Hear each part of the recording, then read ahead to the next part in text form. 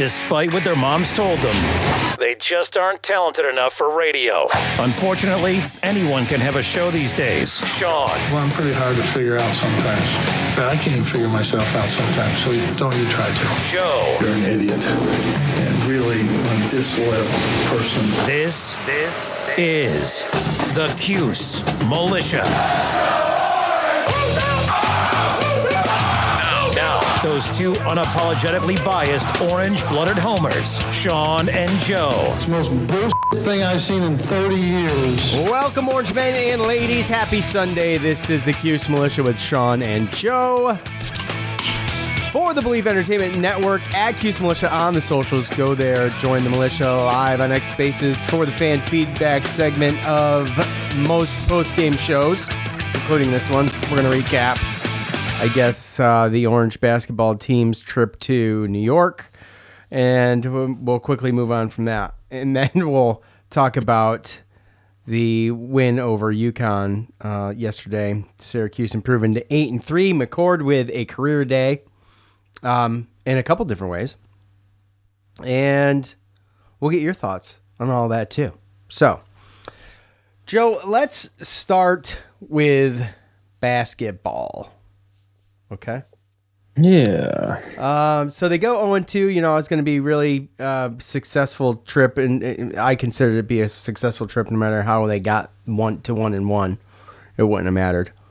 But they go 0-2. While competitive at times, coming back from 16 down against Texas, and they were quite a bit down too versus Texas Tech. I think kind of late in the second half, it was like 12 or something at one point, right?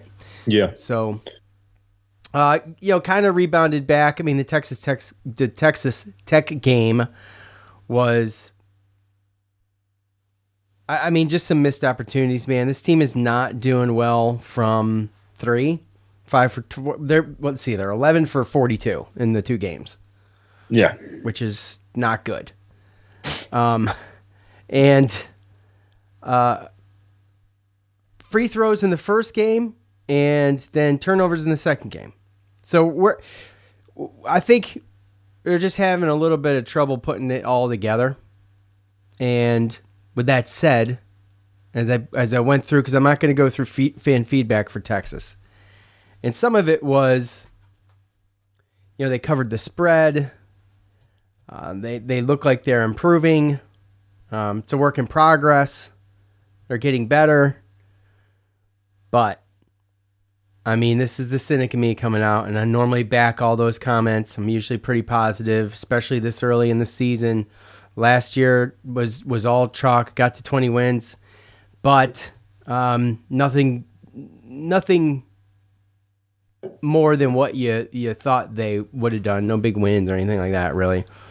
The sport of, especially I feel like with basketball, is they beat North Carolina at home. That's about it. What's that? I think that we beat North Carolina at home after they beat us pretty bad. That's about it. That's right. They did. The way that this is set up now for college athletics is that there's not a whole lot of time to figure it out. So your figuring it out time really is all of the practice and all of everything leading up to even expedition games. So if you're going to be a team that is, evolving, still trying to get, your legs underneath you, or still trying to be cohesive, or still trying to play as a team, I mean, it's like at this point right now, the way I see it with this way the sport is that it's already too late, because you're kind of going to be playing from behind the rest of the year, because everybody's kind of already, well, not everybody, right? Okay, to be fair, but teams, the good teams are already put together, and they're only going to get better from there. So I kind of dread conference play right now. I really do. It's tough with the turnover in these teams these days. I mean, his team is all but brand new. You got J.J. Starling and Chris Bell. So Yeah, if you're talking about main contributors, then yeah, we've spoken about this. It's even worse in football, right? Because you really can't lose at all if you want some type of special season going on, right? That's true. But with football, you have so many players that your chances are better. I feel like. Yeah, I mean, I guess that's a fair point. I just feel like when it comes to basketball, at least you have that Hail Mary, conference championship situation like NC State pulled off last year. But yeah, it's concerning when it comes to certain things. Obviously, some of those turnovers with Texas Tech, against Texas, it was 11-11, and against Texas Tech only had 3 turnovers to our 12. So that really was the game. We out-rebounded them. We shot free throws better in that game. Could have shot better at 3-point line. We had some wide-open ones. But just some of the turnovers are just like, they're not forced turnovers. They're just, we're throwing it out of bounds for no reason. They just, and even like I've spoken to you a lot, like the defense.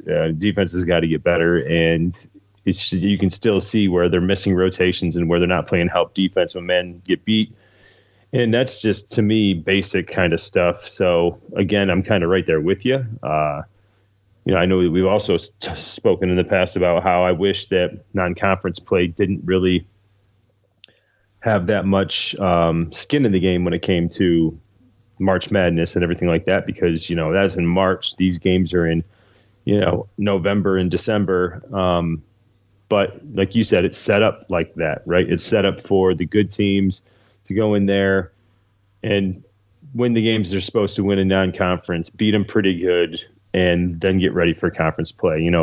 Margin of victory matters in the net, and the wins matter in the net. And we've spoken about before, the Big 12 and some other conferences, they get away with having a week 9 conference.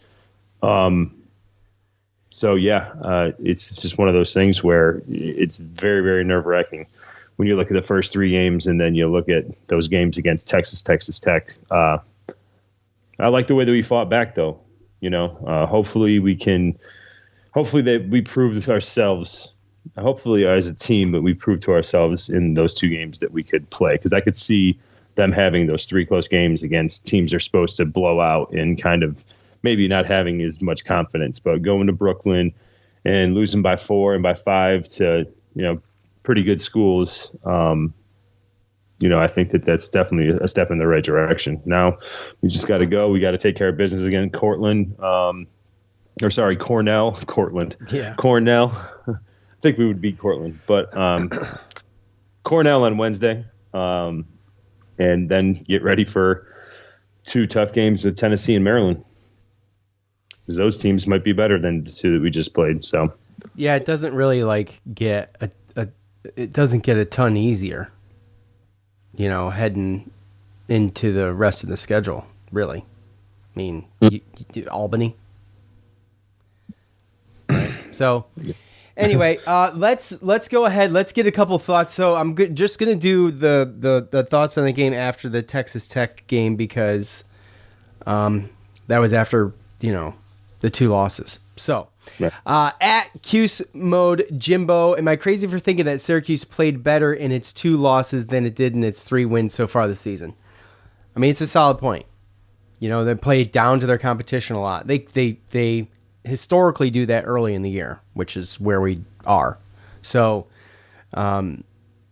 famous for that. And yeah, I think that they played good. I mean, especially coming back on Texas, they really had a shot to win that game. No, they lost because of free throws. They lost because of free throws. 9 for 18. Yeah. Can't do. No, and you got to have everything. If you're going to go face these better teams, you got to put it together. It's got to be good. The bad shots that were taken, the miss. Chris Bell, he had a good game. He got in his own head against Texas Tech.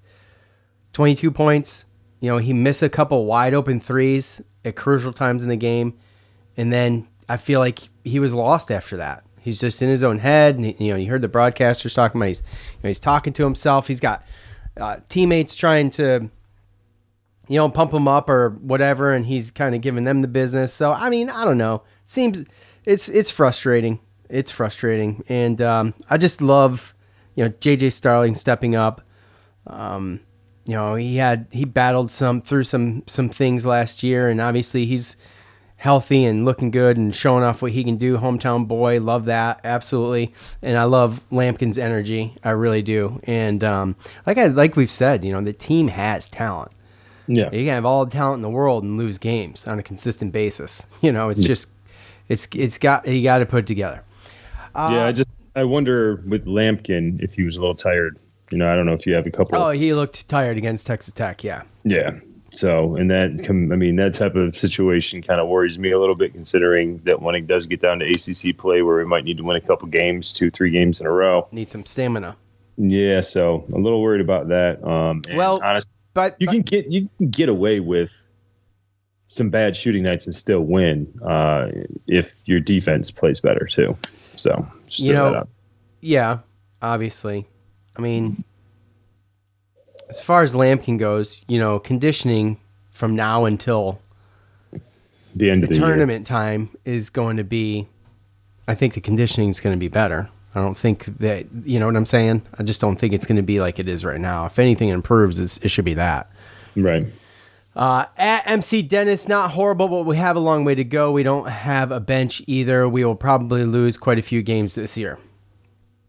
At David Super, double-digit underdogs in both games, and we overperform based on expectations, make corrections, and get better moving forward. We have to be more optimistic now than we were just a few days ago. Let's beat up on Cornell and then win the biggest game so far at Tennessee. So, yeah, we get past Cornell. Can we get another shot at a bigger school, and we can see what Syracuse can do and how they can recover. And it's too bad that the games were as close as they were and we couldn't win one of them. That worries me, being able to close out games, right? I mean, and they have this year. Shouldn't have had to be in that position. Shouldn't have had to be in that position, but I mean, a double overtime win against Youngstown State, and 2-point win over Colgate, a 4-point win over Lemoyne. I mean, every single one of these games has come down to an onside kickoff, kind of like the freaking the football team. So but with that said, I'm not trying to be like super negative. Like, I understand, like, we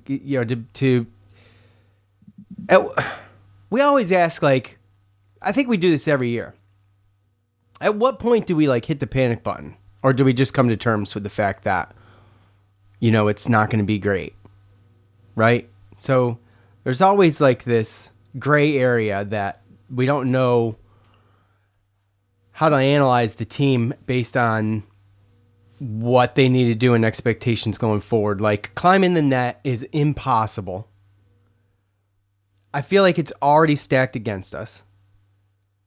I mean, we watched it last year, every game. We get to that point in the season, usually around the start of ACC play, when we start really paying attention to the net rankings and how much or little Syracuse moves in that spectrum. And, past few years, especially last year when we really started to analyze it more, it's not easy. It ain't good.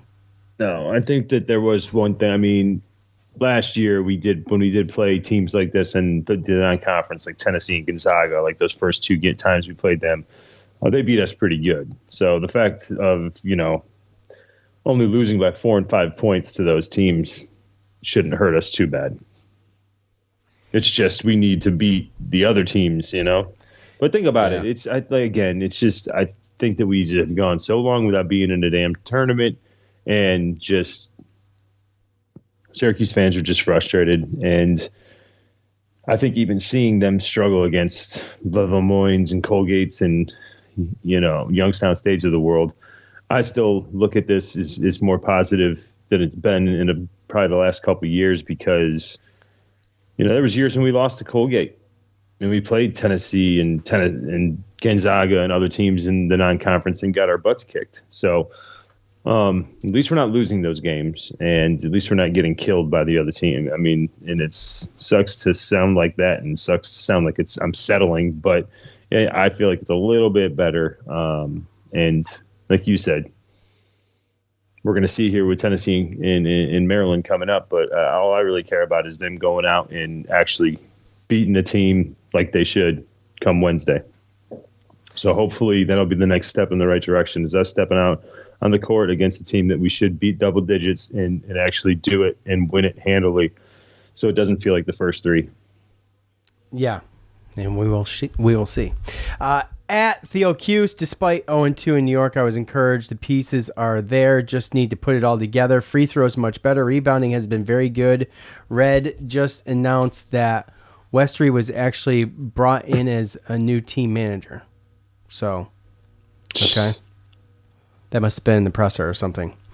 Yeah, there was. It was, well, they're just always, I mean, you have everybody that's sitting here talking about, they're always asking him about Chance. You know, when's Chance going to, because he's just so highly rated and everything like that. And I think that there's some fans that think that he can come in and help, and I think he finally kind of got a little upset about it and was like, look, he's like, Chance Westry hasn't played a game of basketball in 2 years. Right. Like, it takes time to get into game shape and to figure out what he's going to end up being.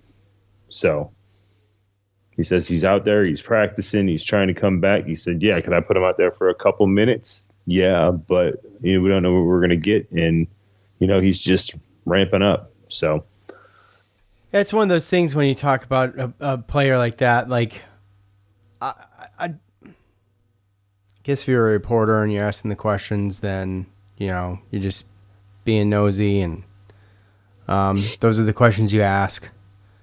However, for me,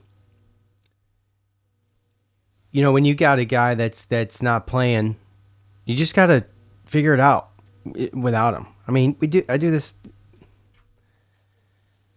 type of thing at work. It's like you have to just plan for that player not to be in the game for a while and indefinitely. So just move on to focus on the team.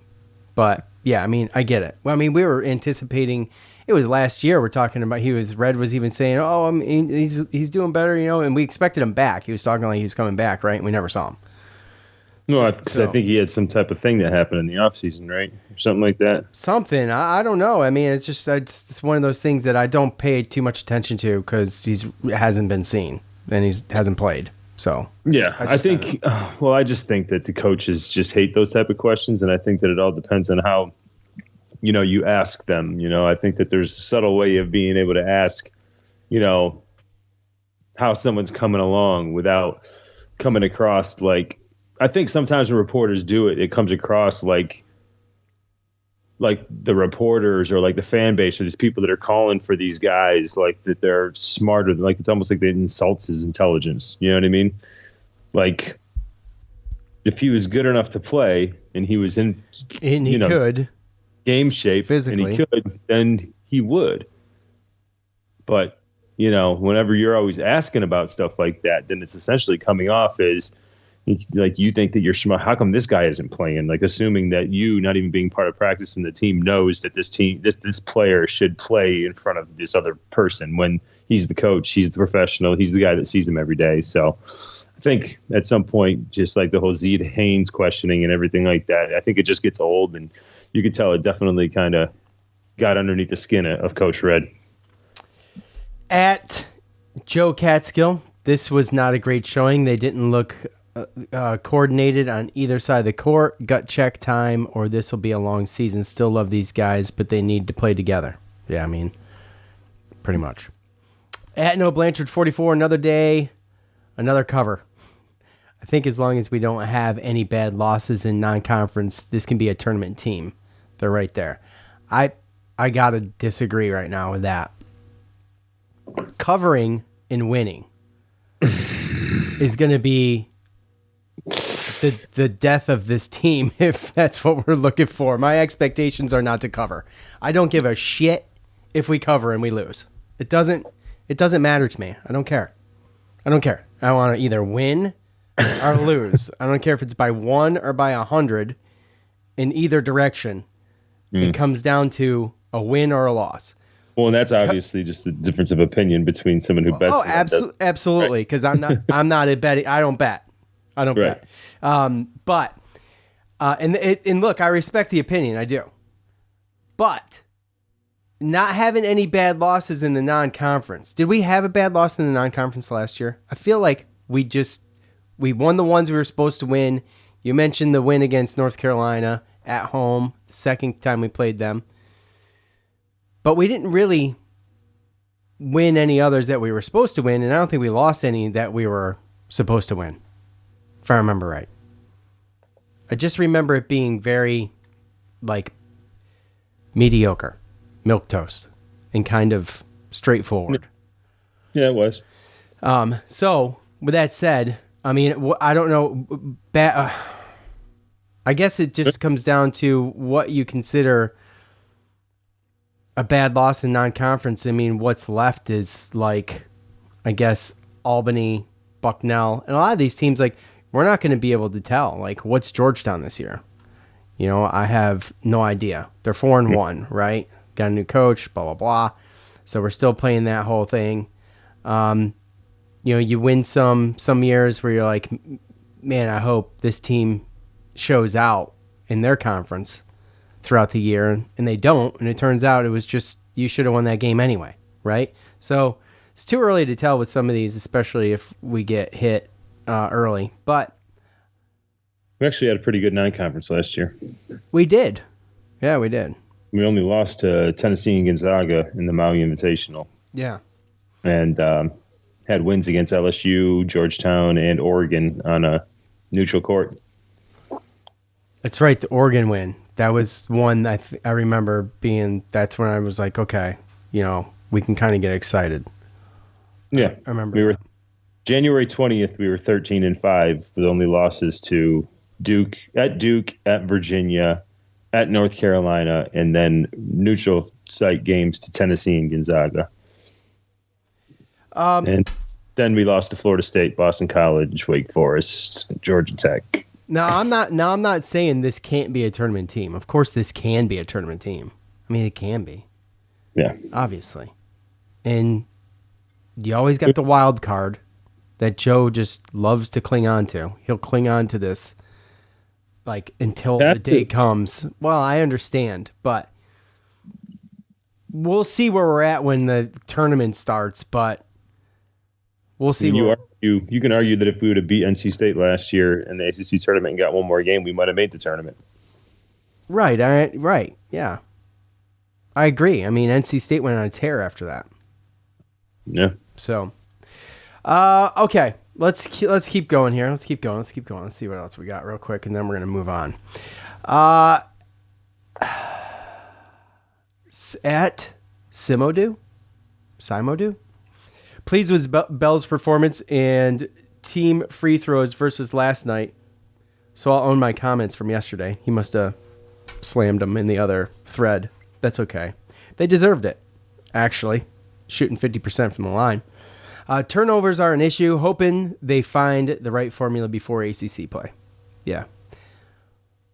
There's not a whole... I think, unfortunately, and I hate to be this guy, but I feel like I'm the most negative one right now.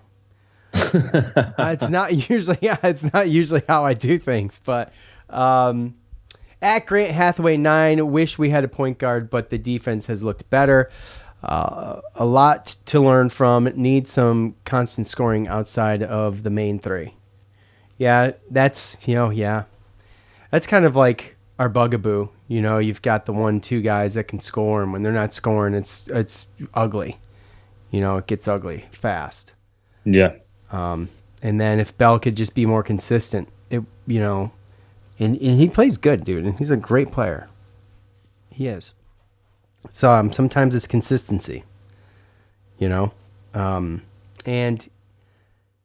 living and dying by the three. I mean, I feel like when they go inside, they're good. Eddie Lampkin. I mean, he was that game against Texas. He was calling for the ball every time they went down there. I mean, he was just confident in what he could do. Well, he's making plays. He was drawing doubles, and he can pass out of it. I mean, that's where I would start. Yeah. You get the right people cutting, and you get the right people moving around the outside. the perimeter to get some open threes, depending on who comes out or who comes to double him. Someone's got to be open. They just got to know how to use it. Yeah. So, anyways, we'll see what happens Wednesday. I mean, look, expected to win that game. And like Joe said, hopefully it's handily. Hopefully it's not a nail biter or double overtime. So, which I don't think it will be. But we'll see what happens Wednesday with that. Knock some damn wood, buddy. Yeah, I'm pretty confident. Okay. I mean, if I could shed some optimism, it'd be beating Cornell. Okay. Let's switch gears to football, Joe, shall we? All right. Yeah, let's do it. Kyle McCord with 470 yards, just tremendous game for him. 330 in the first half, though, and only coming out with 140 in the second half is mind-boggling to me. It's like I feel like they kind of let their foot off the gas a little bit. I mean, it's just how it felt and it's how it looked. And although the score was a touchdown difference, it was obviously it was more than that. It felt like throughout the game, and it was never in jeopardy. I don't feel like really. I was never nervous. Right. They did what they needed to do. I thought before I looked at the box score, I thought LeQuint ran for more than 58 yards, but 3 receivers over 100 yards, and we're going to hear from Coach in a minute. All in all, doing what they need to do, going to 8-3 on the season. And look, have a chance at a 9-win regular season, and that's exciting. They're like one win away from being at the top of the ACC. I looked at this yesterday. I mean, you want to now? I never liked the going back and looking at. Oh, well, what could be if they beat Stanford, right? But, I mean, what could be if they beat Stanford? They beat tied for 4th place right now with Louisville and Georgia Tech. So, I mean, yeah. right there, you know what I mean? And although they're not bad, they're projected to finish like 12th in this thing or something like that, if I remember right. Yeah. So not bad, but what could have been? I mean, if you take back, well, Stanford's really the only one, and you want to stick Boston College in there, you can. Boston College has been on a tear, so they've been doing really good. And if you do get that game, though, if you want to talk hypotheticals, which we try not to do here because it doesn't matter, but you'd be tied for 3rd with Miami, and this game going in to this next weekend would be dramatically more important for each one of these teams, right? So, anyways, Kyle McCord breaking records. This close. What, for the single game record? No, I'm saying. Oh, that close. Yeah. Two plays, and yep, we might be 10-1 right now. Yeah, and man, what could have been, but it isn't. So, anyways. We'll move on. Kyle McCord, I think you told me yesterday he was 12 yards from the single game passing record. He's got I think he's got 14 more yards to 4,000, which is going to be awesome. He'd be the first 4,000 yard passer ever, which would be huge. I mean, he's kind of killing it. So, yeah. I mean, it's just, it's awesome. It's awesome to see, and it's just you wish that you had him for longer than you do, right? Longer than we do. So that's all. But he does lead the country in attempts and completions. And yards. So he did pass Cam Ward yesterday. Yes, he did. So, and total plays. The ability for these guys to run the clock, what was it, 37 minutes they controlled the offensive possession for, was just surgical. Yeah. 37 and a half. 37. Yeah, I think we're a top 10, top 5 time of possession team in the country. So, well, we were number 1. Have we dropped? We were like first. I'm almost sure we're at least top 3. Okay. I don't know, but I feel like we should be. I know we slipped a little bit there. It was the Pitt game kind of killed us. Yeah. But anyways, Joe, a win is a win. It's UConn. Yeah, it's UConn. But a win's a win, and we'll take it, and we'll be happy about it. And, we'll hear from Coach here in a second, but just get your thoughts real quick. Yeah, I was kind of right there with experiencing technical difficulties. Please stand by. We'll return to our program shortly. Go ahead, Joe. What was that all about? I thought you glitched, so go ahead. Yeah. Just like you, we came in, kind of dominated the game, but, one big play, which, we tend to do that every once in a while. It's usually a run on 4th down. Yeah, something like that, right? And the same thing happened with Cal.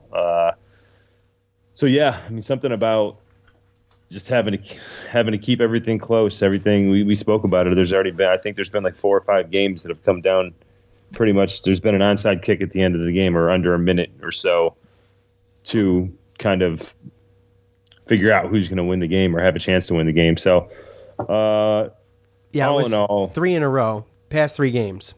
So, yeah, and all in all, like I said, it was an amazing, 37 to 47 for 470 and 2 touchdowns with Kyle McCord. Plus, I'm pretty sure he ran one in 2. He did. And quarterback sneak, right? So, I'm glad that we got a quarterback like that to come in. You don't have any video of the players, do you? I have a just Kyle McCord, one clip of Kyle McCord. Okay, all right. We'll get to that. All right, yeah. I just right there. I just wish that a game that looks so dominant in the box score or in the stats, yeah, would actually look like it in the scoreboard. Yeah.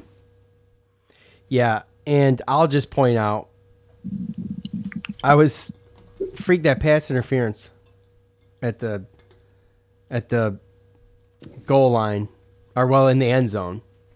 Yeah. Where you grab Jackson Meeks' jersey. No. Oh, well, that was something else too. Yeah, if you want to play hypotheticals and you want to look, I was going to talk about something else, but I can shelve it for this.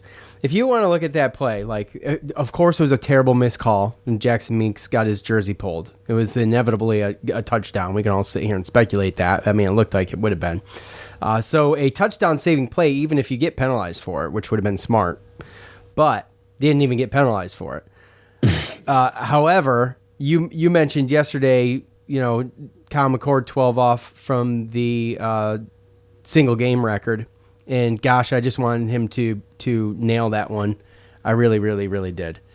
I really wanted him to get that. I wanted him to get over 500. I saw 330 at the half. I'm like, he's getting 500 yards today.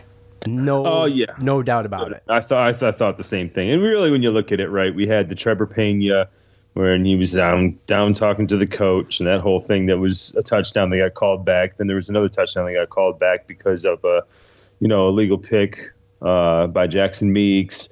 So all in all, we had some plays. We got down there, some drives. They kind of, we still had, I think, seven penalties for 56 yards. They kind of stalled some drives, and we missed 2 field goals. So there's definitely still meat on the bone as far as that's concerning.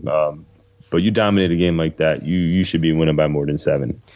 Yeah, absolutely. It definitely shouldn't come down to having to recover an onside kick. So, with that said, let's take a listen to what Coach had to say following the game.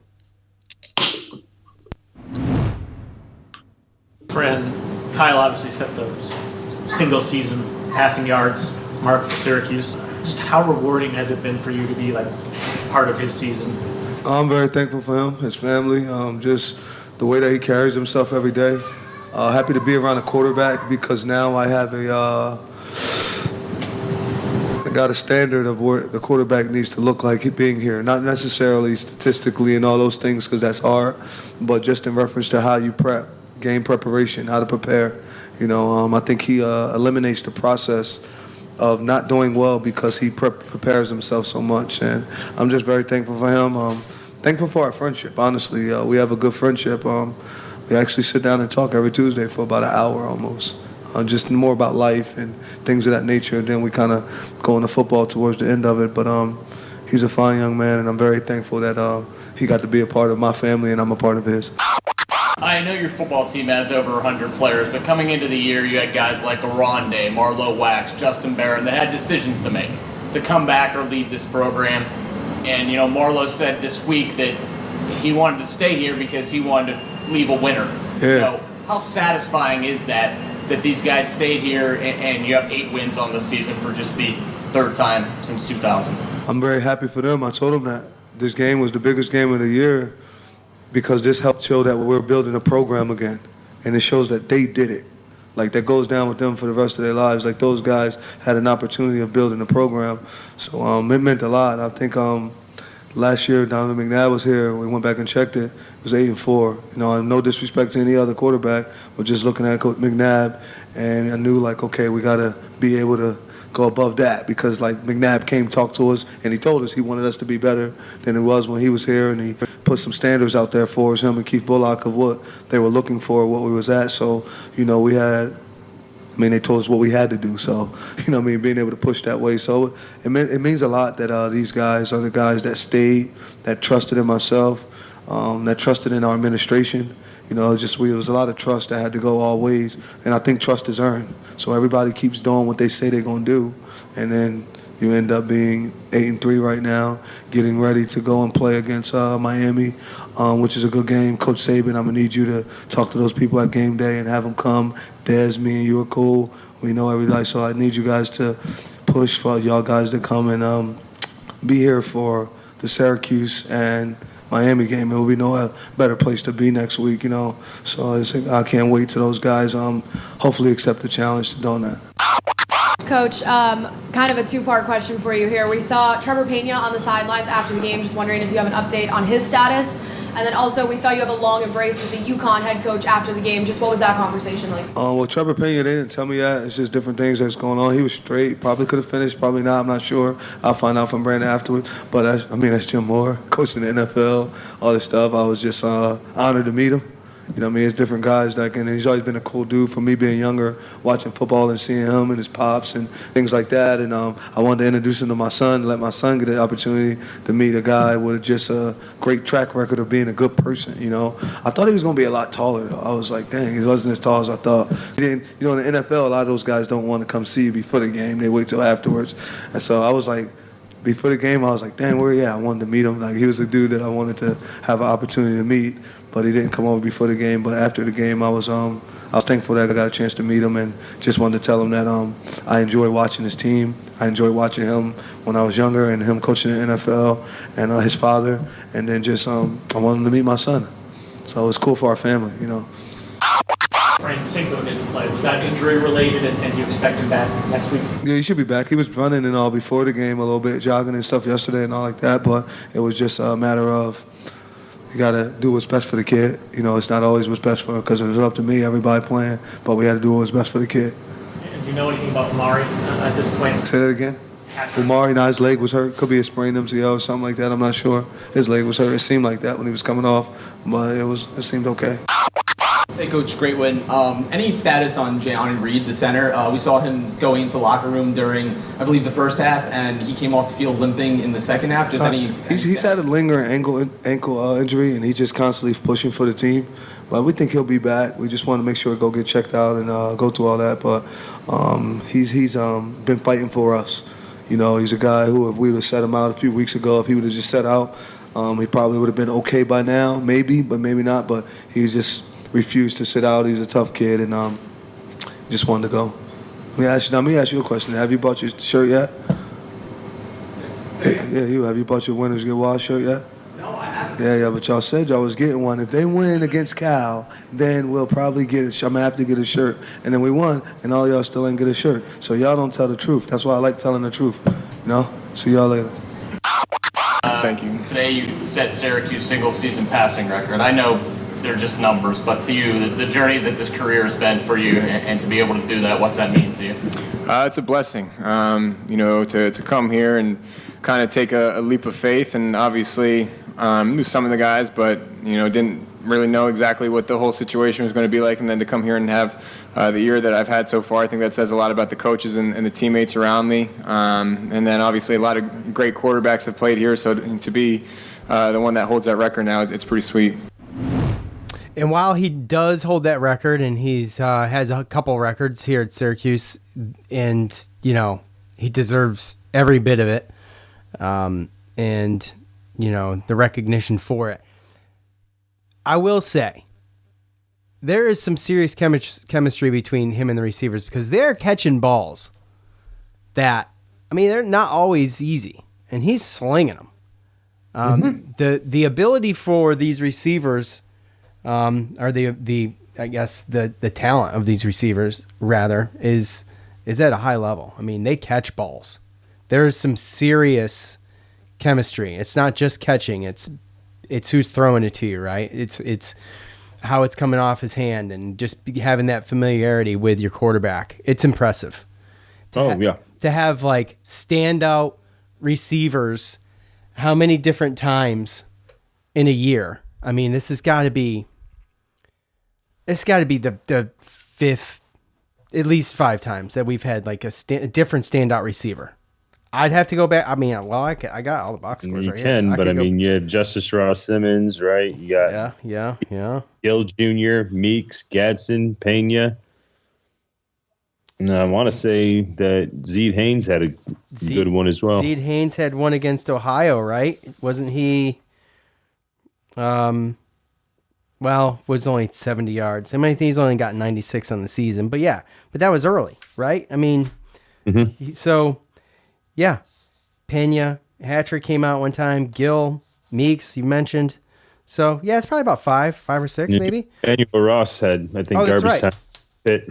Yeah. So, my point is, a little off track, but my point is that the talent pool in the receiving core and the receiving department is high.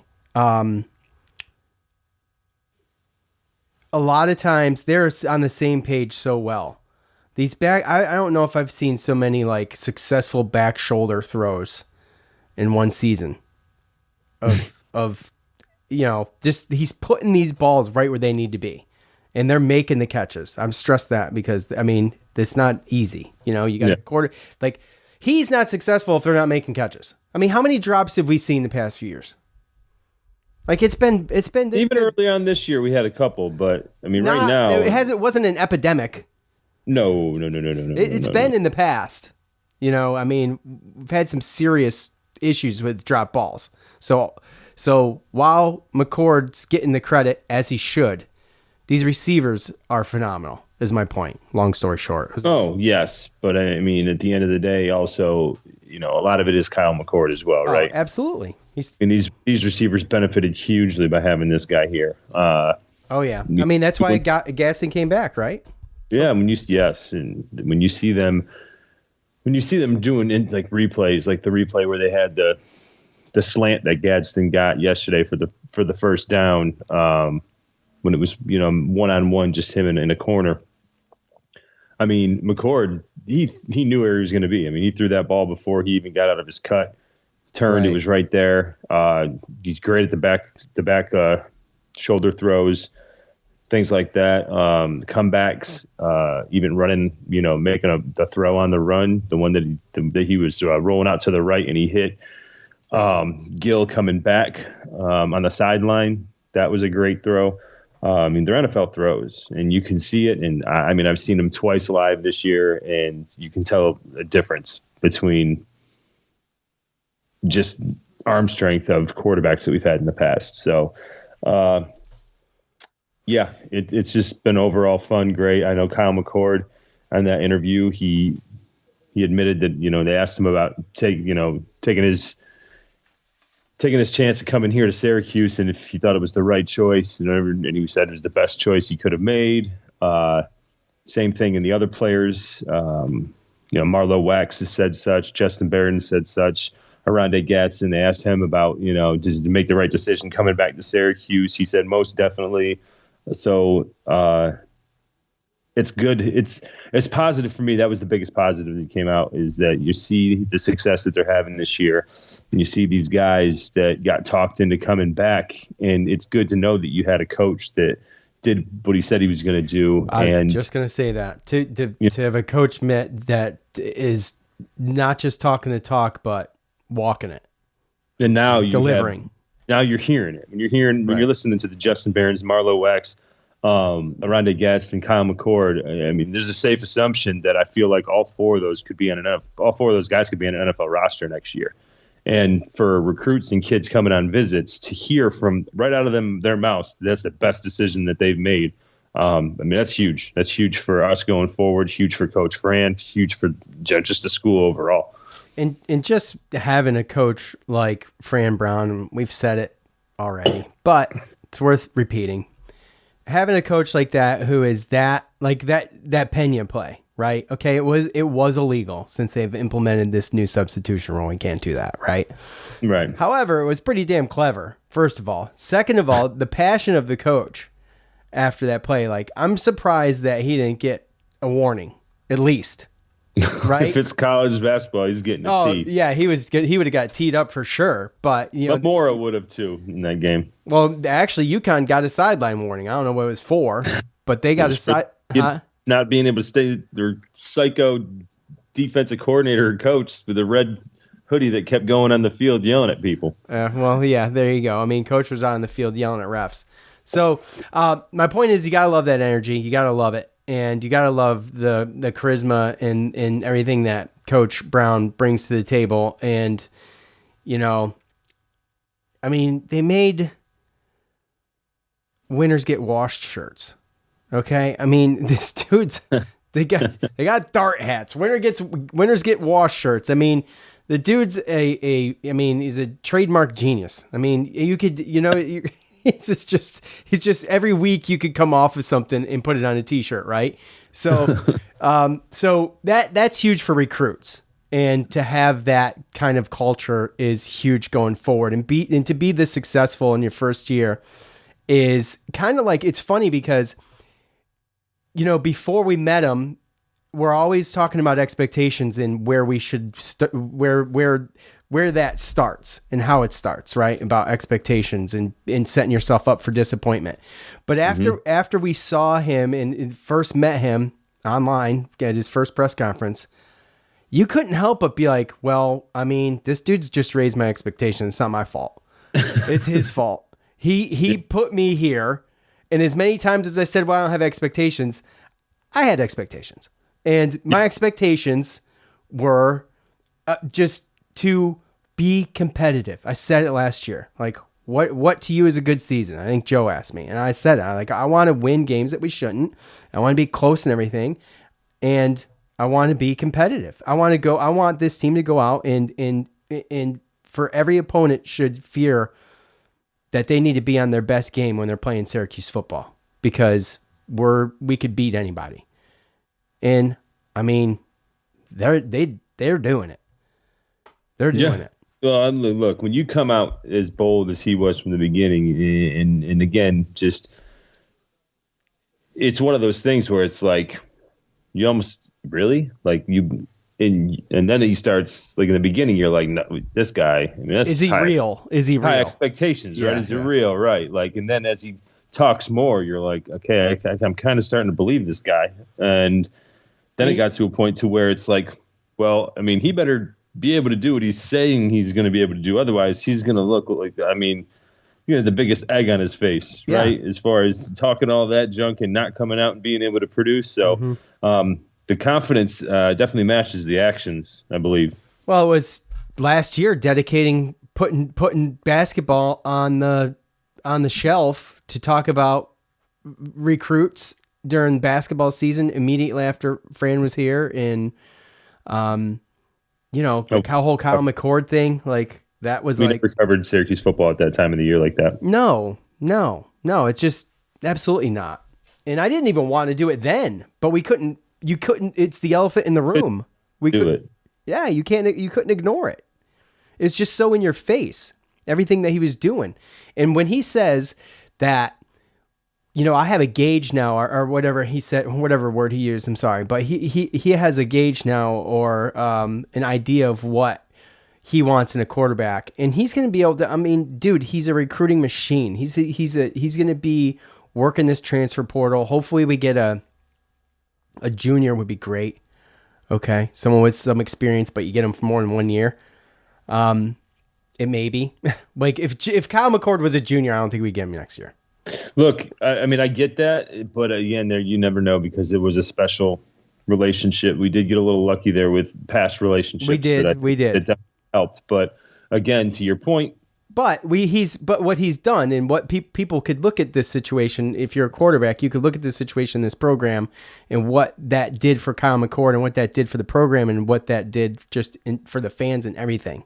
Well, yeah, I mean, realistically, he played for Ohio State last year. He put up good numbers, had a great year statistically. They only lost one game, so you'd figure coming out of Ohio State. I mean, I don't think if he would have went out for the draft last year after that season coming out of Ohio State and only one loss, I don't know if he gets drafted. And now he goes to Syracuse, and you're telling me that Syracuse put him in a better position to get drafted. And yeah, so it's really just showing everybody, all the recruits, that you ain't got to go to the big schools to be able to go to the draft or to be able to have a big year, to be able to be, in the spotlight in college football. Right. So with that said, enough of that bloviating. Let's hear what you had to say after the game.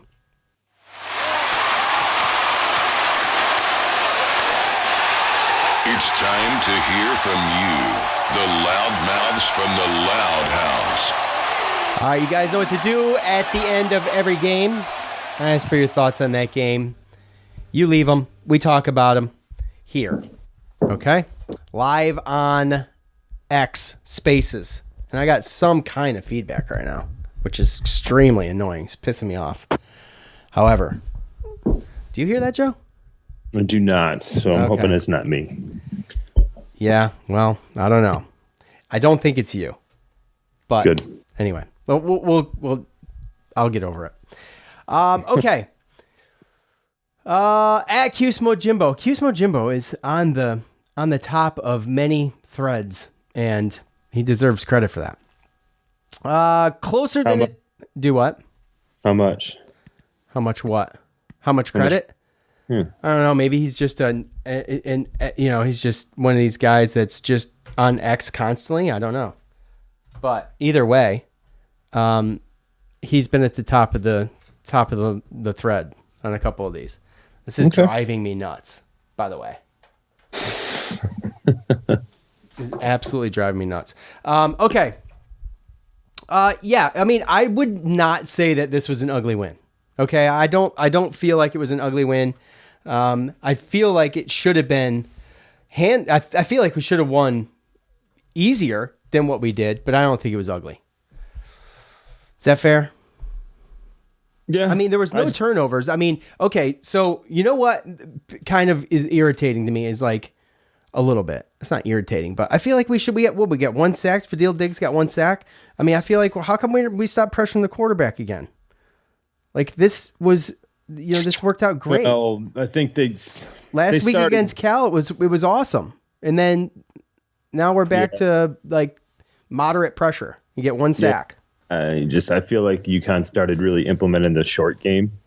They really weren't like throwing it down the field to kind of nickel and diming us. And it worked. They did some things that confused us, and obviously, we made mistakes. We had, some timely timely penalties that kind of hurt some drives, and then we missed some field goals. A couple plays get called back for pass interference or for pretending to go run out of bounds as a substitute. So, yeah, I get the frustration. I get the fans thinking, why can't we just coast, right? And again, it's hard to keep that's the back and forth, right, that we spoke about. For how many games did we barely put up any points in the first and second quarter, and it was us coming back.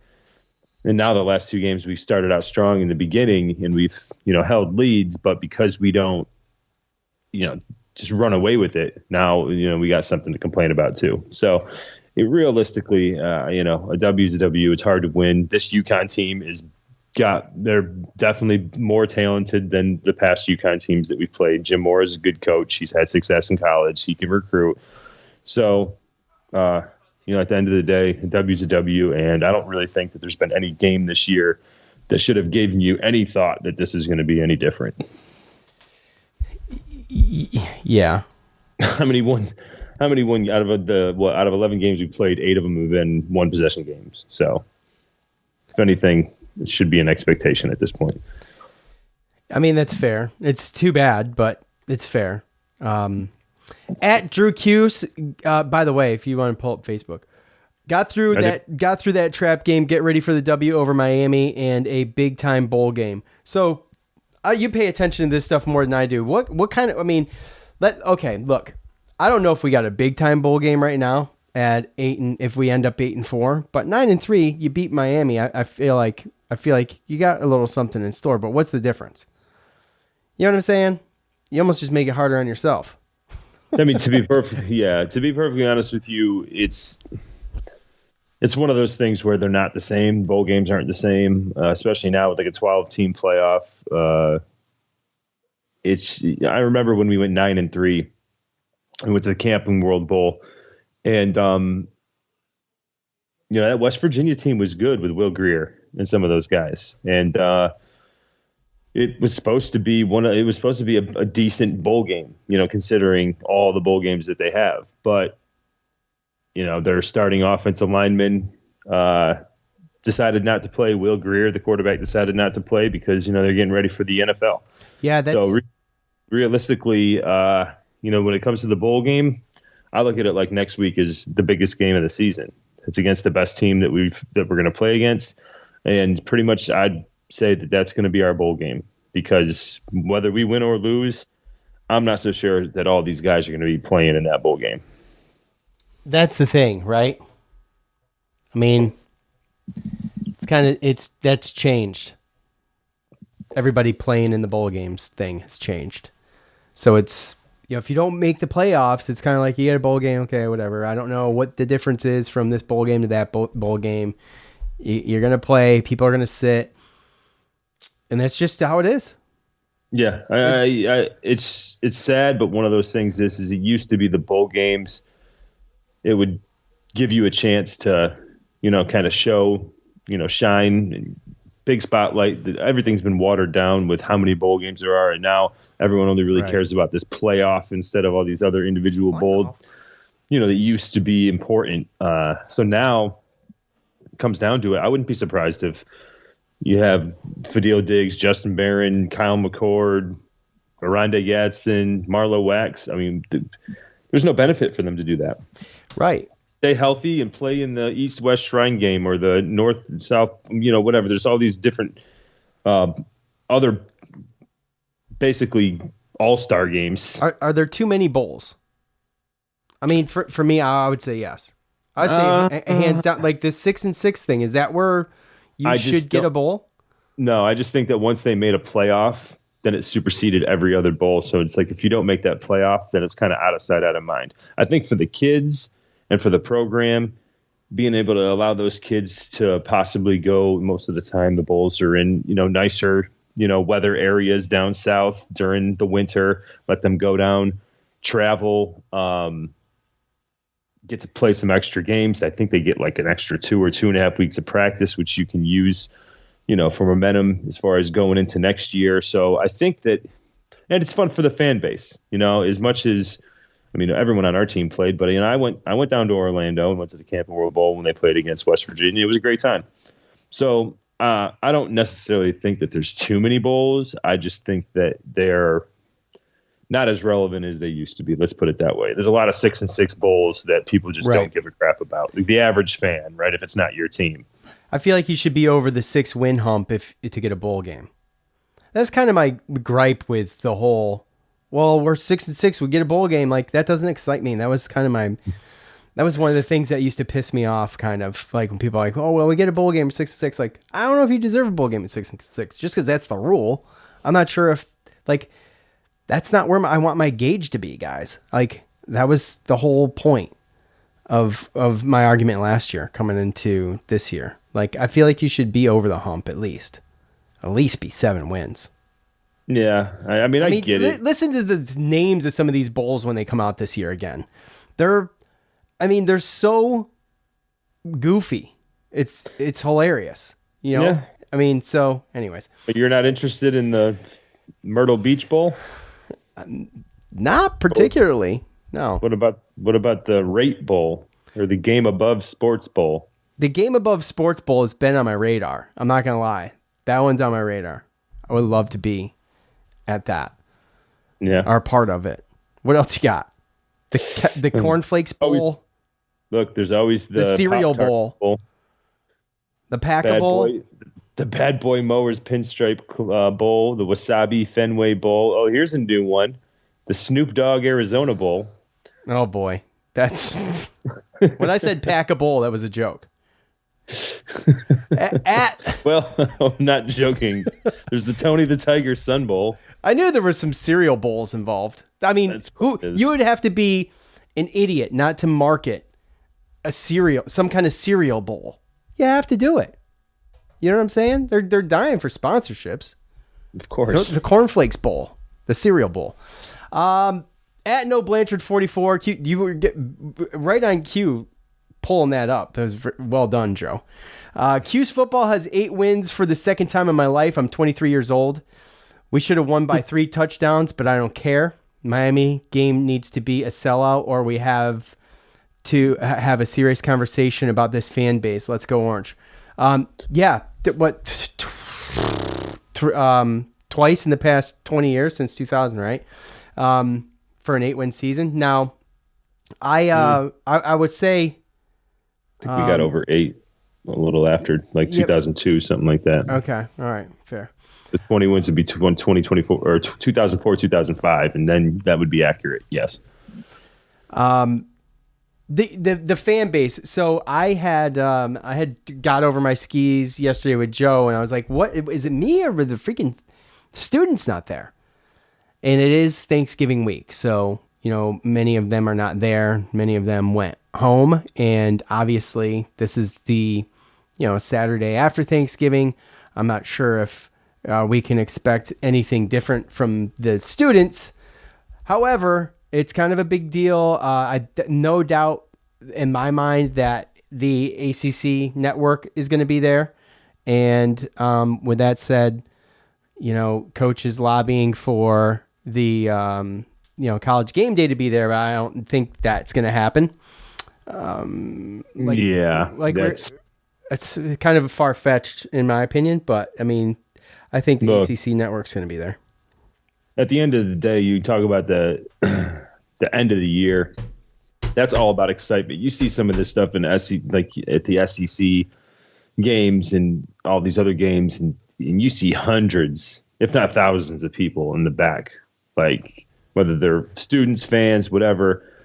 I don't know if 30 degrees in damn near December in Syracuse with the students not being there, I don't know if that's going to be the smartest. Waterboy, he mentioned that. There's a couple different people that have mentioned that.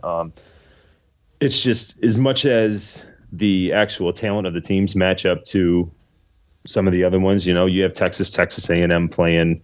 There's this rivalry week. Clemson, South Carolina. South Carolina is one of the more hotter teams in the nation. So there's some better spots to go where they're going to still get the excitement and the look on TV that you want. I don't know if necessarily next week would be a good look for a Syracuse game day. And I would surely welcome it, but I would honestly be a little nervous of our fans embarrassing us because of it. I don't know.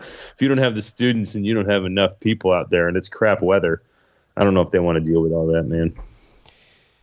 Yeah, well, the weather's not going to be great. So it's a solid point.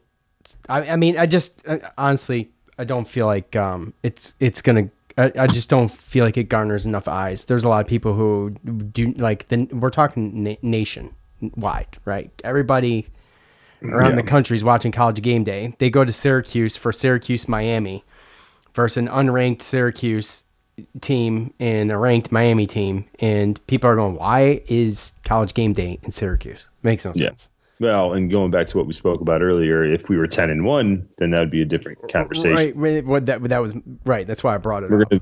We'd be a top 15 team right now, top 20 team. Right. So. In this game, you might garner the likes of College Game Day, regardless of what you're talking about with the fans and the weather. No, like I said, the teams make sense. Even the players make sense. Think about the things that they're going to be able to bring up. I mean, they still probably will bring it up on game day, even if it's not at Syracuse, right? But the fact that you have, Cam Ward, who came, I don't even know if he had a star from high school.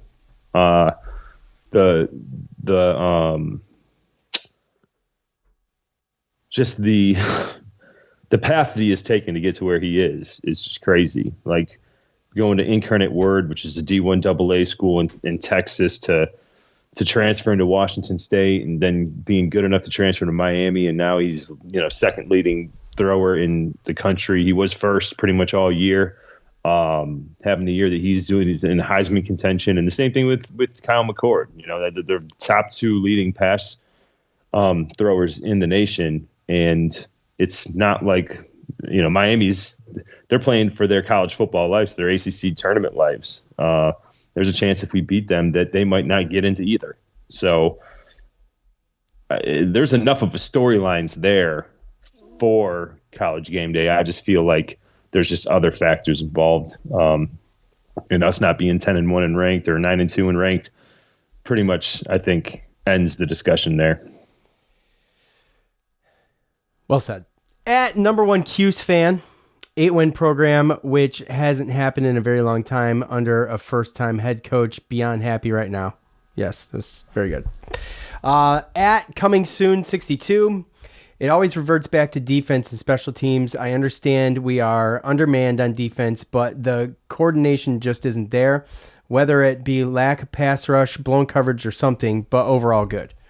Yeah, I like I said, dude, they can pass rush. I want to see pass rush. That's what I want to see. I mean, they were so good against Cal, and it was the first game that they really, really did it. I feel like where it was on a consistent basis, and they were successful with it. So I don't know why you don't do that against UConn. I mean, I'm not a coach, so I mean, there's got to be a reason, right? But I don't know.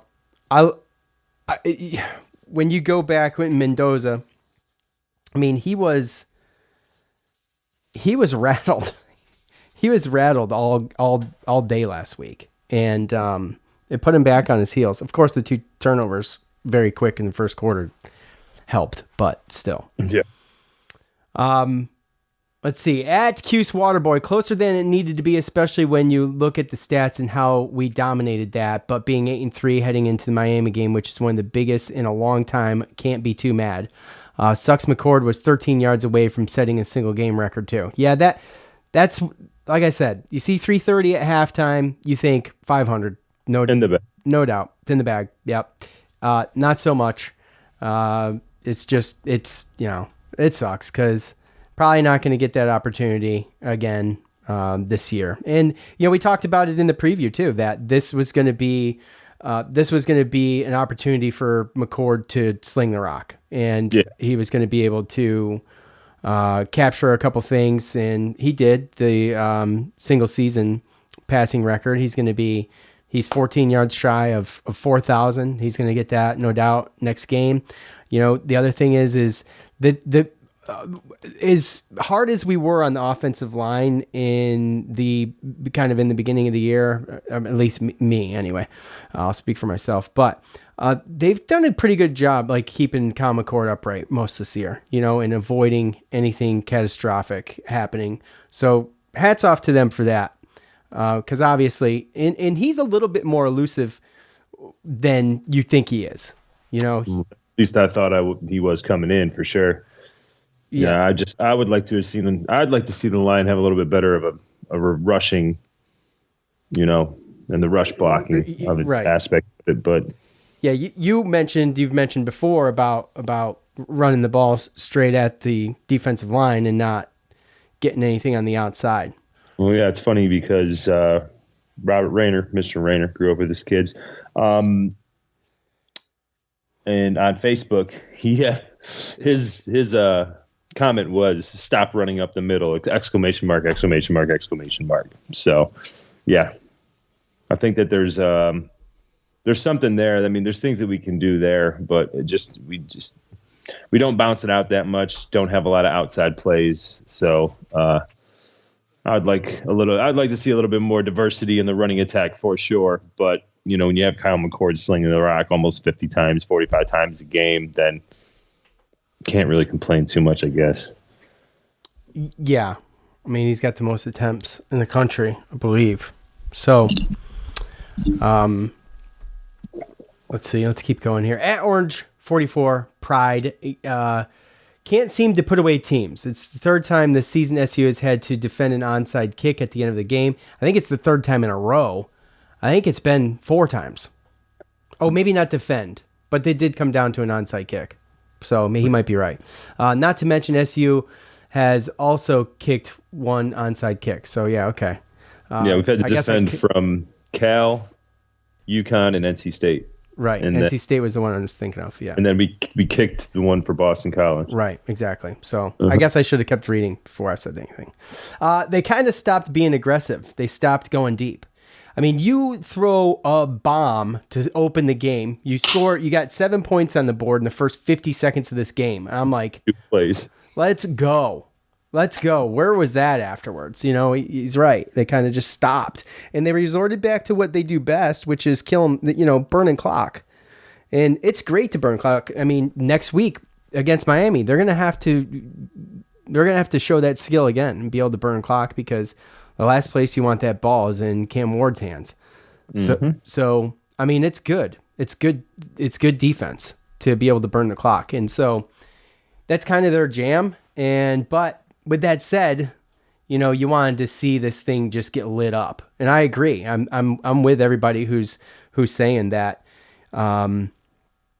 this game should have been put away, that this should have been a blowout. And, you could absolutely make that argument. So at Theo Cuse, you kept it close enough for the other team to attempt an onside kick, and you lost Hatcher for the season. Now you never expect an onside kick injury, right? I mean, that's insane. So, unfortunate. It didn't look good.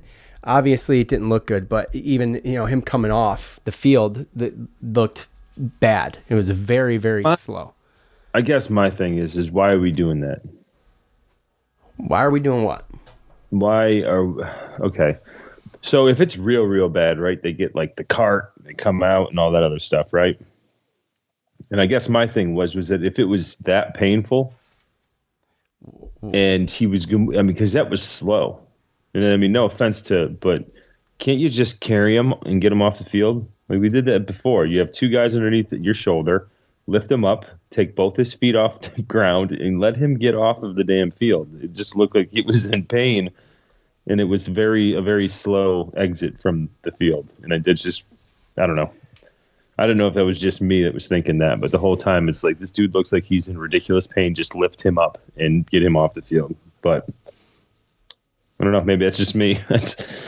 Yeah, I mean, I didn't really think it, but I understand where you're coming from. But I was just kind of like, when he did get up and start walking, I was like, man, this process is going really slow.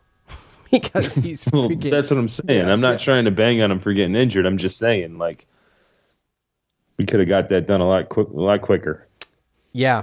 But I mean, the point of it happening on an onside kick sucks. That's a dagger.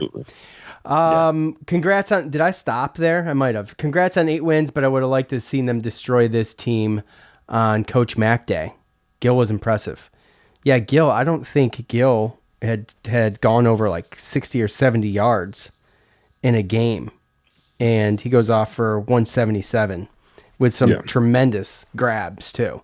And the UConn we scored anyway on the second play of the game, but that was inches away from being a touchdown pass to the first play of the game. Oh yeah. And everything Daryl Gill, like when you talk about, he was in there in the presser as well with Aronde.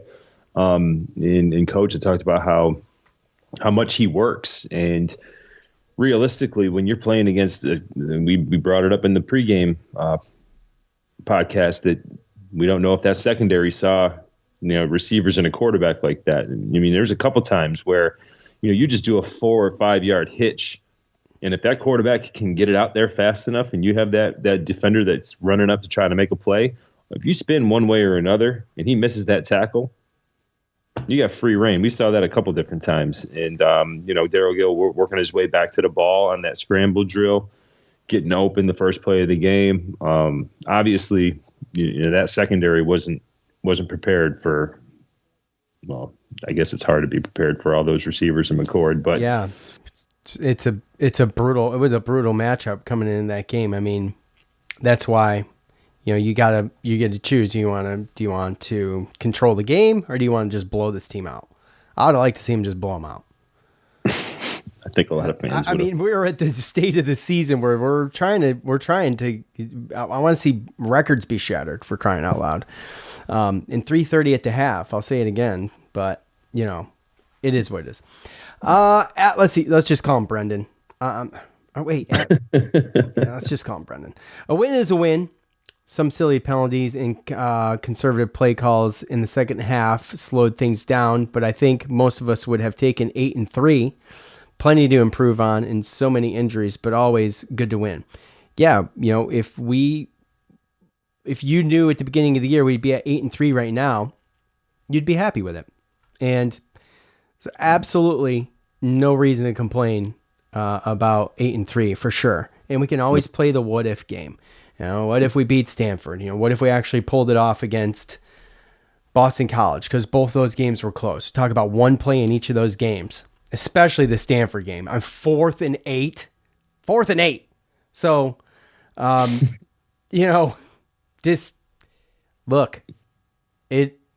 it's unfortunate. That's why I like to just, once that stuff is done, I'm like, it is what it is. There's no sense in crying about it and whining about it and bringing it up, even though we do. There's really no sense in it. But 8-3 is good. I think I said 9-3 at the beginning of the year. So to get this win over Miami would be huge. Just Joe's first year, not choosing 6-6. So yeah, and he went 8-4, right, Joe? Mm-hmm. I'm right where I think that we have a better chance against Miami than what I thought the beginning of the year, but I'm right where I thought we were going to be, where we are right now. Just not the teams. I didn't have Stanford and Boston College on my bingo card. Yeah, I didn't have Stanford. Boston College. I didn't have Stanford or Boston College. I'm pretty sure that I thought that the other. I think the three I was worried about was NC State, Virginia Tech, Georgia Tech. NC State, Pitt, and then Miami. So those were mine. But, you can't, it's good. At M Chandler 315, let's effing go. All I wanted this year was 8 wins. We did it. Biggest game of the year coming up. Let's effing go. Yeah, I mean, is it the biggest game of the year though? I mean, yes. It is, but I mean, you know how Fran Brown goes. The next game's the biggest game. Yes, you're right. Good point. Good point. I thought you guys would be a little bit more active after that game too. Now, I didn't even start watching that game until 3:00, so I don't know when Joe posted this. I don't know if Joe was live. Joe's known for not being live during the games until at least after halftime. So it's fake news. That's not fake news. That's real news. All right. Yes. Yesterday I wasn't. Did y'all see the dude get arrested while Devin Neal from Kentucky was being interviewed? It was over his shoulder. They stormed. What was up with everybody storming the field? Why did? And maybe it's something obvious that I'm just missing because it just got by me. But why did Clemson storm the field, beating Citadel? Clemson should not have. Are you sure that that's a real thing? I'm pretty sure. I'm pretty sure I saw that. I mean, I know Auburn did. I'm pretty sure. I don't think Clemson did, man. You might be thinking about a different team. I think they did. Am I wrong? Like Kansas fans did? Well, Kansas did. Well, Kansas but they did beat. because I'm not talking about Kansas though. They beat. Their third-ranked opponent in a row. Oh, is it? Yeah. Oh, okay. Well, yeah, they were preseason ranked 25th. They probably just healthy now. Someone got arrested. I got it on Twitter. It's actually I saw that. It's actually, I was like, what's going on? It's pretty funny. So I got a couple on Facebook. Well, let's get to them so we can stop. Okay, yeah. So top fan Nadal. Oh, yeah. The machine's down. I think that's what was giving me the feedback. Sorry. No. There you go. Sean will clap for you, though. He goes, Hatcher, we won, and somehow I hate UConn even more. So obviously alluding to Hatcher's injury right at the end of the game. You could tell Coach wasn't happy about it either. Obviously he thought it was a serious injury. So I guess we'll just MCL sprain is what he's speculating, I guess, right? Yeah, well, if that's the case, then we won't see him to the bowl game. If that, Johnny Carlin on Facebook.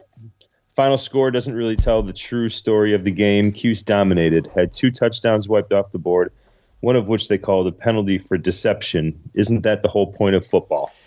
Anyway, good win to get to 8 wins in the season. Sets up the big matchup with Miami next week. Go Orange. It is.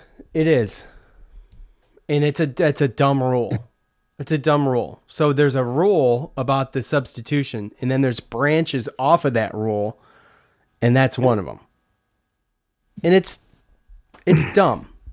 It's dumb because it's your own fault if you're not paying attention to that guy down there. If he's on the field, you should be paying attention to him. That's my whole point, right? Is that, I mean, realistically, you're supposed to make sure that there's 11 players in the field every play. Right. If the offense, if they sub, then you have the ability to sub, which then ensures that the referee is going to hold the ball until defense can sub. And so I think that it gives you plenty of time. And you know what I mean? Like at the end of the day, if you're on the field, like you have, like, can you not line up that far wide? Can you not be facing your sideline? I mean, what's right? The whole point of it was essentially that he looked like he was coming off of the field as a substitute. And you believed it, but he stayed on the field. So he didn't. That should be on you. 100%. However, it is a rule. Apparently. Just another rule to take a little bit more accountability away from somebody. That's all right. Yeah, right. And then a top fan, Andy Stewart. After 8 wins with 1 remaining, the amount of talent Fran has brought in and will bring next year, we should really be talking about Fran getting a sizable increase in pay in his contract, if not an extension. After 8 games, there's no reason he should be making less than what Dino was getting. Pay this man. Yeah, not my wheelhouse, but I'll say this. Obviously, he would need to get paid whatever it takes. Now, he's already put a timeline on his tenure here, right? So, look. Yeah, pay the guy. I mean, obviously, we still need to see what happens next year, though, right? You could say the same thing about a coach that comes in that did not do good. Well, it's his first year. We said, well, I mean, no offense, but we were saying, well, a previous coach, well, he's figuring it out. Well, I mean, it looks like, it's not, you can make 1,000 excuses, right? But this, we'll see what happens next year. If this becomes a consistent thing, if this really actually is building this program, which I believe it is, then absolutely needs to be paid. Yeah, we're gonna know. And then Fran, he's already spoken about how he wants the majority of the development and everything through the transfer portal. He wants to go to the high school players and get the guys that are bought in and develop them all the way through. But we know, and I'm sure that the coaching staff, and he knows too, that you're going to have to hit the transfer portal to get specific guys to just fill weaknesses, because there are going to be some weaknesses every once in a while. To Dino, to our former coach, to his credit, he did not leave the cupboard bare for Fran. And, there's quite a few talented players here that obviously helped alongside the players that he brought in. But I don't know if you're going to get a Kyle McCord every year, right? So are we going for the pro style? Are we going to try to get somebody who can run a little bit more? I mean, is the offense going to be the same? We don't really know. All I know is that, he sure did kind of put the bar high after the first year, and then seeing a quarterback like McCord and everything like that.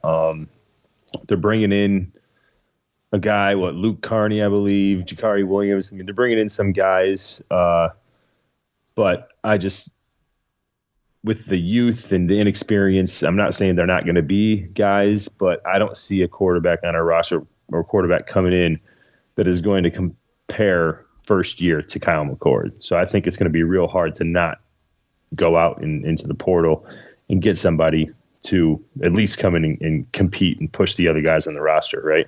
Yeah, you got to have a proven leader in that position.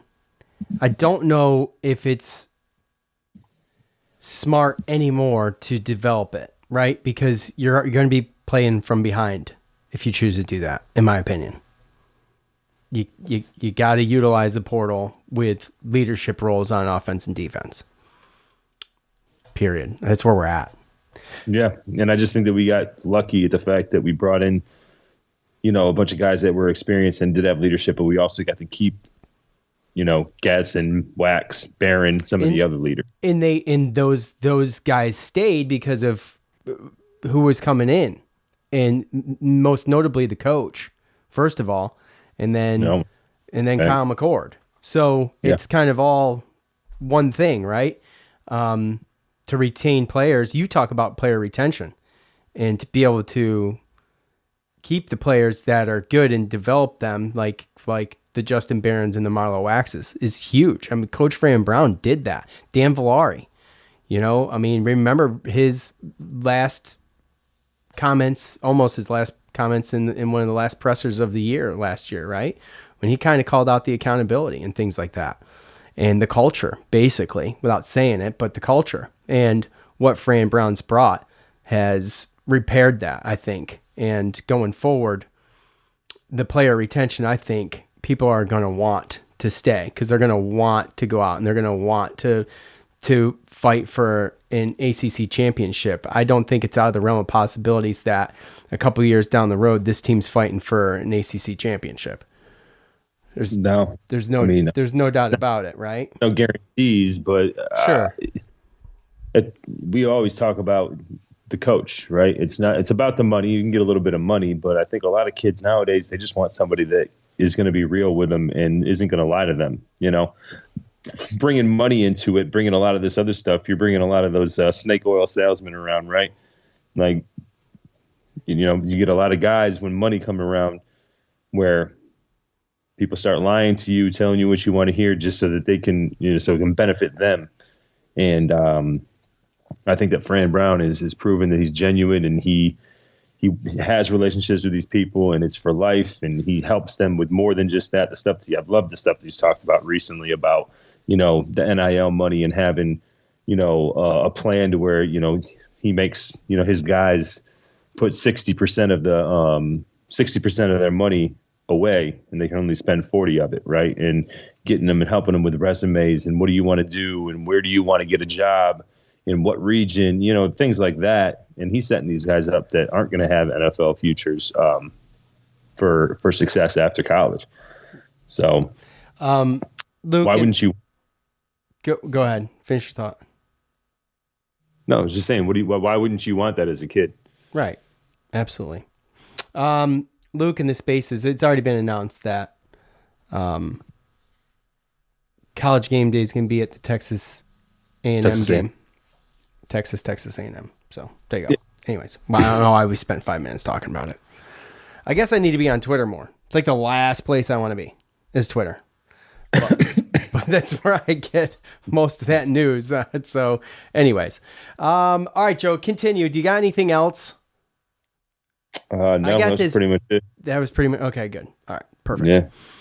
Yeah. Yeah, that's about gonna do it for us.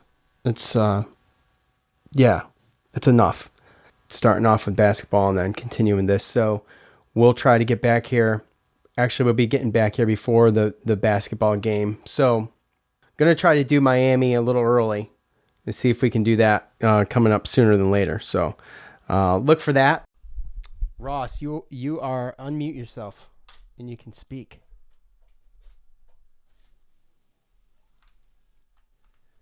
Oh, hold on. There we go. Can you hear me? We got you.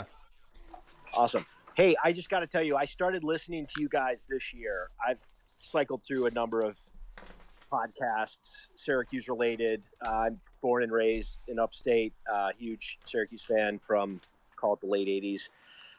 And I think you guys got the best show going, hands down. I actually love it. I really enjoy, picking the scores and putting the predictions out and reading the comments and all that stuff. And I think listen to you guys bicker and bitch and moan from time to time, but I hope you know that you guys have something special. I hope you don't stop. Well, so I'm going to leave it there for now because I'm stacking wood with my kids down in Annapolis, Maryland, and I wanted to say thank you. Well, Ross, Get it, buddy. Enough can't be said for how much I appreciate that. And whenever we get someone that reaches out via, DM or through the podcast or just on Twitter. Did you guys hear anything? Yeah. Yep. Yeah, we heard you. Can you hear us? Ross, can you hear us? Well, we'll have to add this in so he can hear us. You guys there? Yeah. Can you hear us? Can anyone hear us? Maybe there's a problem. Anyways, I will put this in the show so Ross can hear our response. But back to what I was saying. Doing this for 8 years, and we get people who send us nasty messages. We get people who send us encouraging messages. We get people who, make Joe's head bigger than it needs to be. And, it's really, it makes us blush a little bit when we hear stuff like that because, I don't know. We just started this. I mean, their first show garnered like 10 listeners. And we're constantly adding people to what we do here, and get in there as far as building what we've got and everything like that. But here we are in year 8, and man, I don't know how much I got left in the tank. I'm gonna be honest with you.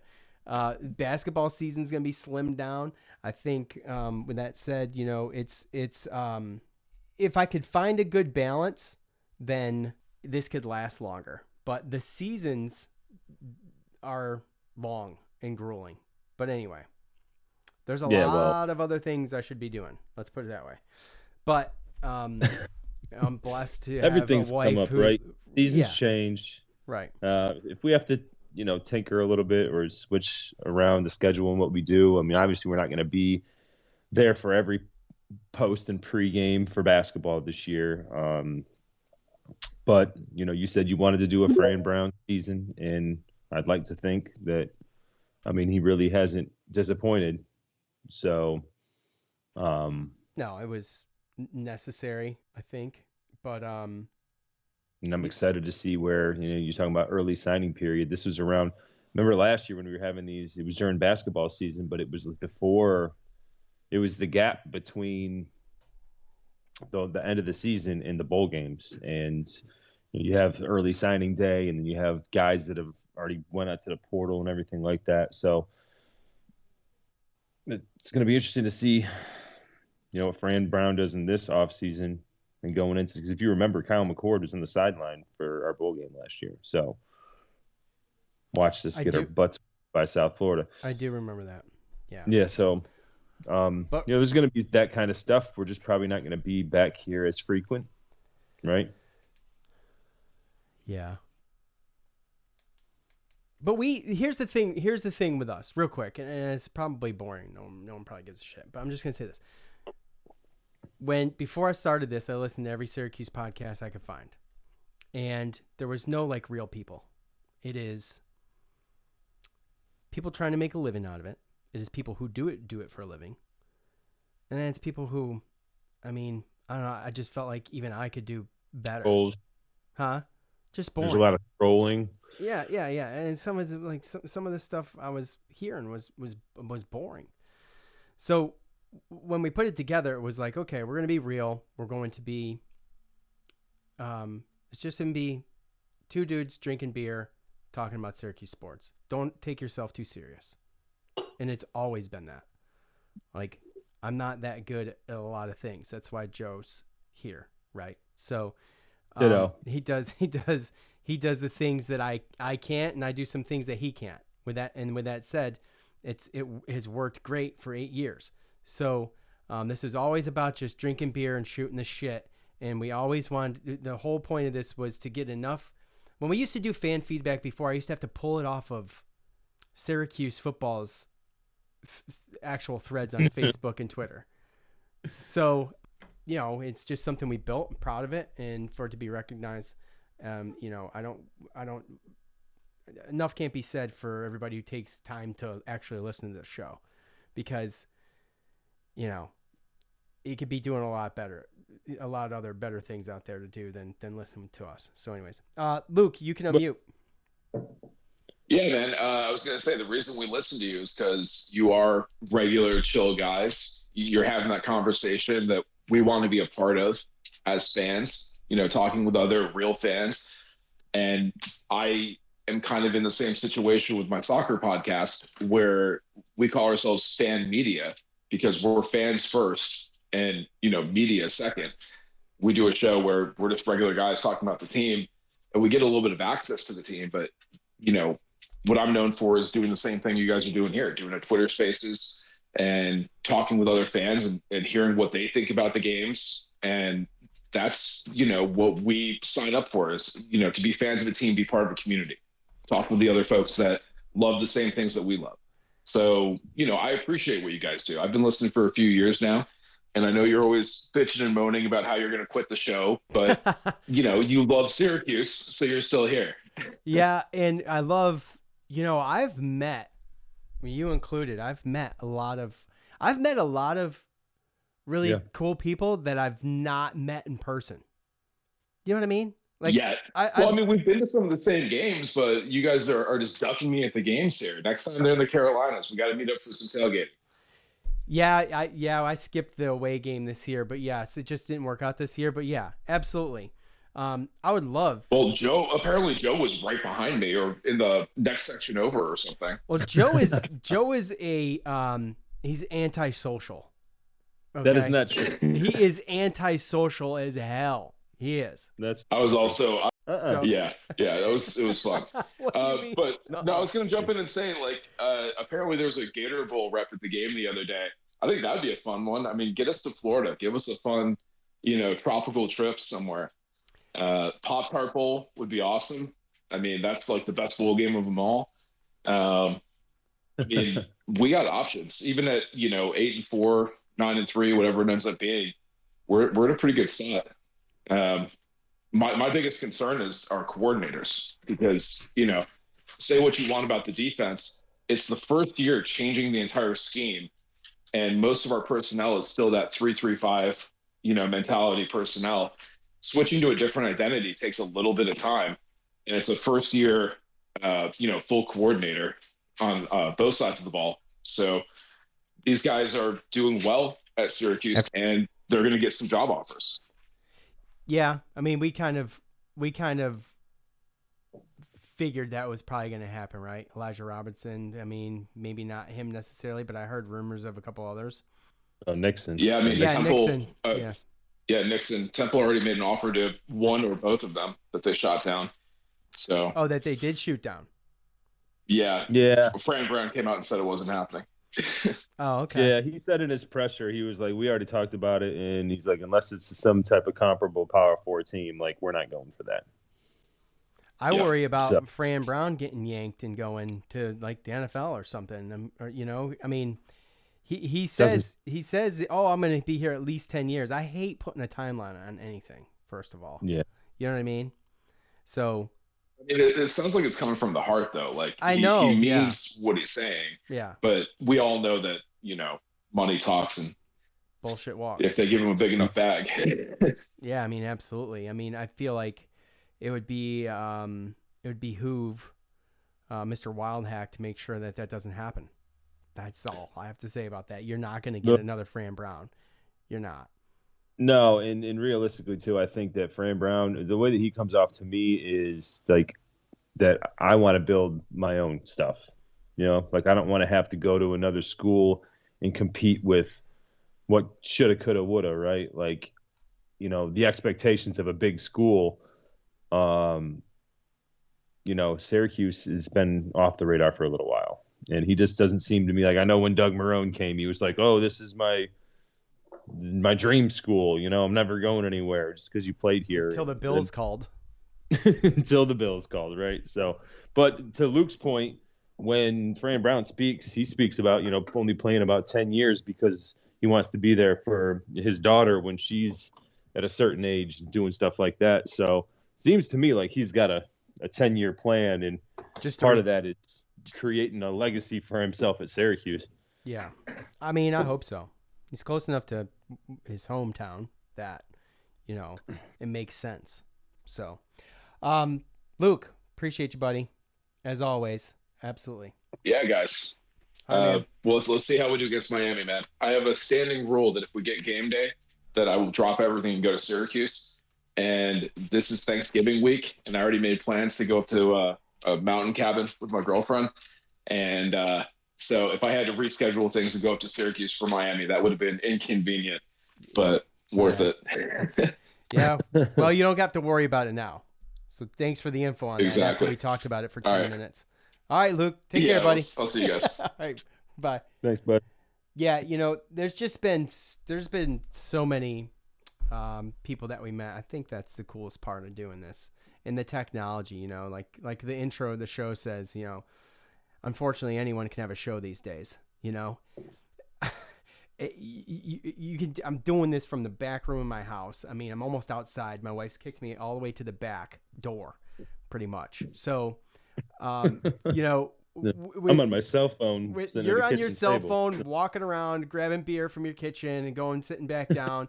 I mean, it's not like we have got some decent equipment now, but it wasn't always there, man. We started this thing with a little mixer and a laptop, and just thankful to be able to do it. I mean, really and truly. Yeah. And the fans make it so worth it, and they've made it so worth it. And for putting up with our shit, and not just putting up with us, but we say we've created a little controversies here and there, and it is what it is. But obviously, no matter how you think or whatever, that is, everybody's entitled to their own opinion, and I don't hold that against any of you, and you shouldn't hold it against us. So that's kind of how it works. Well, I'll tell you what. Anybody in the spaces, if you don't want us to end up ending this podcast, first off, it's not going to be me. I'm just going to throw that out there. Joe will do also, this forever. Also, number two, keep comments like that going to Sean, and maybe that might save it. It's the days are numbered, but I don't think we'll ever fully stop. It's going to have a different face. I mean, really. Fair. It's funny because we started as doing basketball, and we've kind of really, I feel like the past couple years, really focused more on football. Partially because of Fran Brown, but it just kind of ended up that way. And Believe has another Syracuse podcast in their network that is exclusive basketball. So, to pull, I got you into football. You well, weren't this even was into going. Syracuse football. No, I was into Syracuse football. What do you mean? That's not true at all. I was fed up with Syracuse football. No, you had to talk me into to adding it to the podcast because we were just going to be doing basketball. Remember? And you're like, well, what do you think about doing football? I'm like, man, I don't know, dude. It's gonna take up so much time, and it did. It does. It takes up a ton of time. Here's the one drawback of doing this show. Okay. The main drawback. Sometimes I just want to be a fan. Sometimes I just want to watch the game and be done with it. And when you have to live through a string of losses, I mean, guys, that's tough. First of all, you got to talk about all the negative, okay? And you got to relive it. Either you got to relive it and you got to try to talk people off ledges, or you just got to just join them and be super negative. But not only that, when we're losing, like, people don't want to listen to us talk about us losing. No, you get to 4 or 5 in a row. No one wants to listen to that. So we're screaming into a tunnel.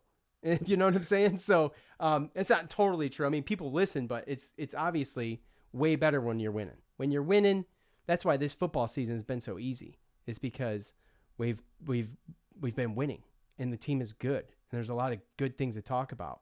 And it just has made it super easy. You know, when you're losing, it's like getting beat with a switch. It's just relentless. So Ross is back. Let's see. Ross, what's up? You're back. You can unmute yourself. Me? Yeah, you. You still stacking wood? I'm still stacking wood. Did you hear my first comment? I did. I lost you guys. I absolutely did. Okay. We did, and we were talking. I don't know what happened. I got nothing else to add. You guys are great. I really love what you're doing, and think it's awesome. And we are still stacking wood. Awesome. Well, that's good to do. Teach your kids to stack wood. They should be out there working with you. I got to tell you one thing.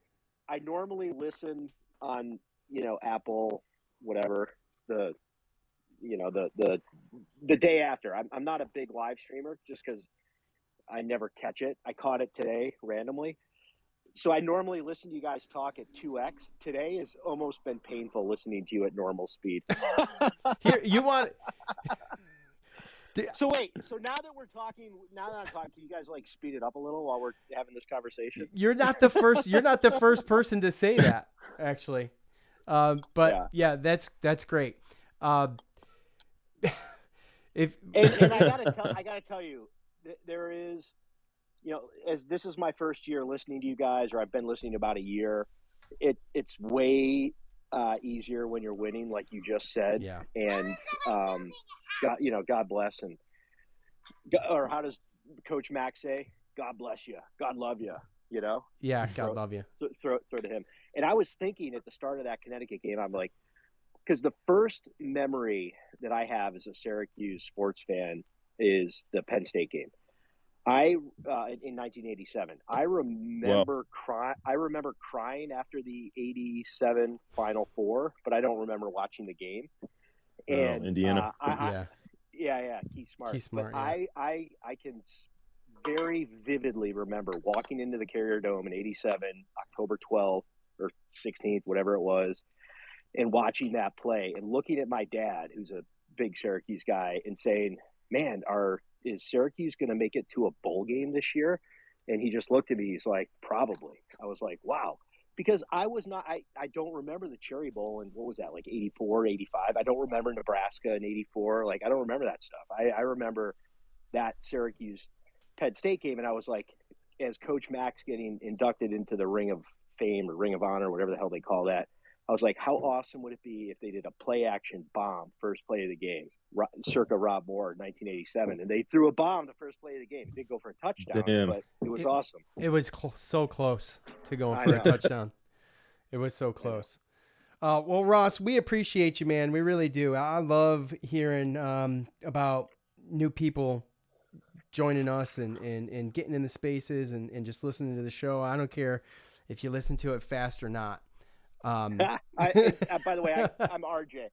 I'm RJ, so you can call me RJ. Okay, RJ. Initials, yeah. It was great talking to you guys. Thank you very much. You too, buddy. Thank you. Take care. I'll listen.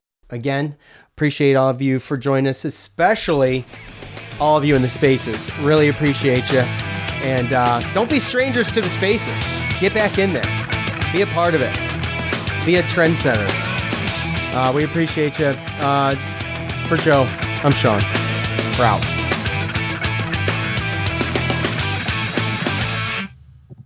Peace.